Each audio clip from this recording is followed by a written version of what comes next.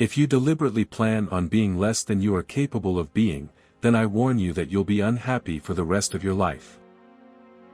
What a man can be, he must be. This need we may call self-actualization. The good life is not a fixed state. It is not an end product. It's a process. The fact is that people are good. Give people affection and security, and they will give affection and be secure in their feelings and their behavior. The key question isn't what fosters creativity. But it is why in God's name isn't everyone creative? Where was the human potential lost? It isn't normal to know what we want. It is a rare and difficult psychological achievement. One's only rival is one's own potentialities. One's only failure is failing to live up to one's own possibilities. The ability to be in the present moment is a major component of mental wellness.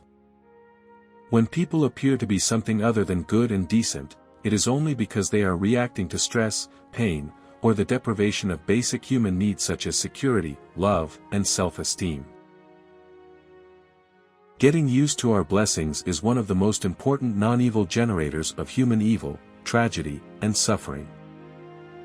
It seems that the necessary thing to do is not to fear mistakes, to plunge in, to do the best that one can, hoping to learn enough from blunders to correct them eventually.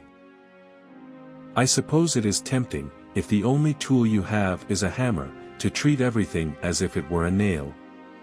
Self-actualizing people have a deep feeling of identification, sympathy, and affection for human beings in general. They feel kinship and connection as if all people were members of a single family. Self-actualizing persons' contact with reality is simply more direct. And along with this unfiltered, unmediated directness of their contact with reality comes also a vastly heightened ability to appreciate again and again, freshly and naively, the basic goods of life, with awe, pleasure, wonder, and even ecstasy, however stale those experiences may have become for others. All the evidence that we have indicates that it is reasonable to assume in practically every human being, and certainly in almost every newborn baby, that there is an active will toward health, an impulse towards growth, or towards the actualization. If I were dropped out of a plane into the ocean and told the nearest land was 1,000 miles away, I'd still swim. And I'd despise the one who gave up. If you only have a hammer, you tend to see every problem as a nail. Most people experience both tragedy and joy in varying proportions. Any philosophy which leaves out either cannot be considered to be comprehensive. A musician must make music, an artist must paint, a poet must write, if he is to be ultimately at peace with himself. What is necessary to change a person is to change his awareness of himself. One can choose to go back toward safety or forward toward growth.